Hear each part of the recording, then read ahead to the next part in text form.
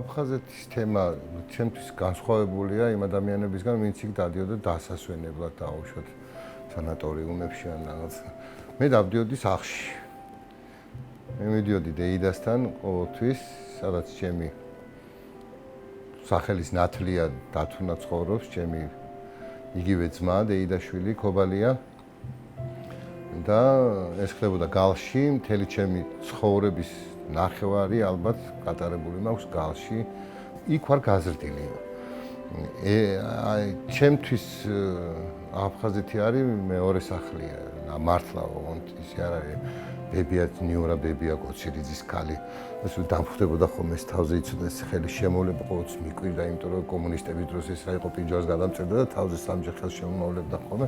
აუცილებლად ბაღში მუშაობდა, წინა ეზოში, რომელსაც აუცილებლად რაღაც თუ არ იყო ჩაიში, რომელს დიდით 5 საათზე დგებოდა და გადიოდა ხოლმე. ჩემ ცურვა აფხაზეთში ვისწავლე, ნადელში დავდიოდი ხოლმე ბავშვებთან ერთად, ფეხბურთის ფეხშველი თამაში იქ ვისწავლე. რა ვიცი, პირველ გალში იქ რაღაც ბაძა იყო, სადაც ავდიოდით ხოლმე და ვარჯიშობდით, დილის 6 საათზე ავდიოდით ხოლმე და ბიძაჩემთან ერთად ვარჯიშობდით კარატეზე სხვათა შორის მაშინ და იქ ვისწავლე პირველი კულბიტი და ყველაფერი რაც კი მეცაც გეტყვის ზრდილობაც იქ ვისწავლე. იმიტომ ჩემთვის აი დათუნას მეგობრის ან ჩვენი მეგობრის სახლში რომ შევდიოდით ხოლმე დიდი ბაბუა ყავდა. აღარ მახსოვს სახელი სამწუხაროდ ამ კაცის, მაგრამ ჩემთვის იყო ესეთი დიდი ულოშები ქონდა. აუცილებლად ეხურა თავზე ქუდი და ჯარგვალში იჯდა ხოლმე ჯოხით, გამოწყეპილი ქამრით, ვერცხლის ბალთიანი ქამრით იჯდა ხოლმე ეს ჯოხზე დაყრდნობილი და იყო ასაკში საკმაოდ. პატარა ბიჭები შორტებში შევრბოდით ხოლმე, შევირბენდით რაღაცა, რომ შევიდოდით აუცილებლად უჭირდა, მაგრამ ამას აუცილებლად გააკეთებდა და ეს ნელა წამოდგებოდა და მოზოჯ პატილ დოზოჯით გვეტყოდა ხოლმე, ანუ თქვენობით მოგმართავდა და ფეხზე გვიდგებოდა, იმიტომ რომ კაცი შევიდა ოჯახში სხვა ღირებულებები არსებობდა და ამის შემხედვარად ცოტა სხვანაირად მოქცევას იწყებ. ჩემი პიროვნების ჩამოყალიბებაში ძალიან დიდი როლი ითამაშა. ეს არის აფხაზეთის ტერიტორია, სამურზაყანო გალი. სამწუხაროდ სახლი აღარ არსებობს, დაიწვა, მაგრამ ის მოგონებები, მანდარინის მოპარვებით და წყლის მოვარღელე რომ მოვარდებოდა ხოლმე და მე აბა მან ვისწავლე ნიჩბის ხმარება, იმიტომ რომ თელი ეზო გვაქვს მოსუფთავებული მე და ჩემ დეიდაშვილს, დღეში 20 ურიკა უნდა გაგვეტანა. მქონდა პერიოდი, როდესაც სოხუმის თეატრშიც ვიყავი ბატონი დიმე ჯაიანის პერიოდში, აცხონოს ღმერთმა. ძალიან მაგარი იყო, იმიტომ რომ იმ ადამიანებთან შეხება გქონდა, მეგულად ვლაპარაკობდით ხოლმე, მე ჯუმჯუმად განაცემს ასე ბამუჭო და დამავიწყდა, ასეთ მოჭყორდ მարգალი ვარ. მე მგონი ჩვენ უნდა გავძლიერდეთ ისე ძალიან უნდა გავძლიერდეთ, რომ თვითონვე მოისურვონ, რომ ჩვენთან ერთად იყვნენ, ისევე როგორც ოდითგანვე ყოფილან.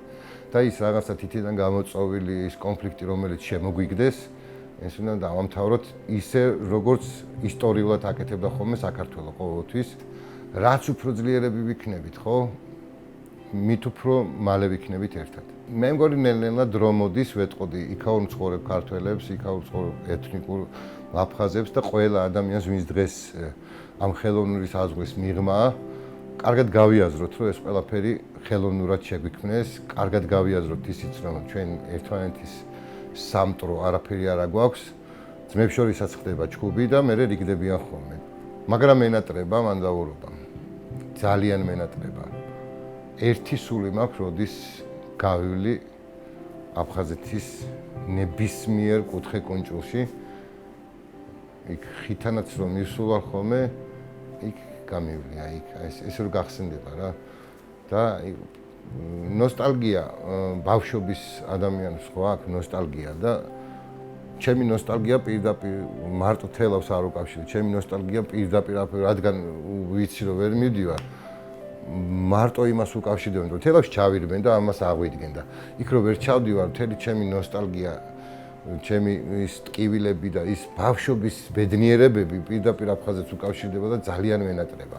ძალიან მენატრება ყველა ის ადამიანი, ვინც დღეს იქ არის და ვერ ვნახულობ, თუმცა ხანდახან შევეცდებით ხოლმე რომ რაღაცა კომუნიკაცია დავამყაროთ და ყველას მოგიკითხავთ მთელი ჭავჭავაძის ქუჩას პირველ რიგში. 36 მეტის აქეთ იქით ირგვლივ, ყველას აბსოლუტურად. ძალიან მენატრებით ყოველი კენჭი და იქითკენ მაზუთიანი და გზაც კი მახსოვს ბოლომდე და ის ვიბრაციებიანი რკინის ხიდი სოსოს სახთან.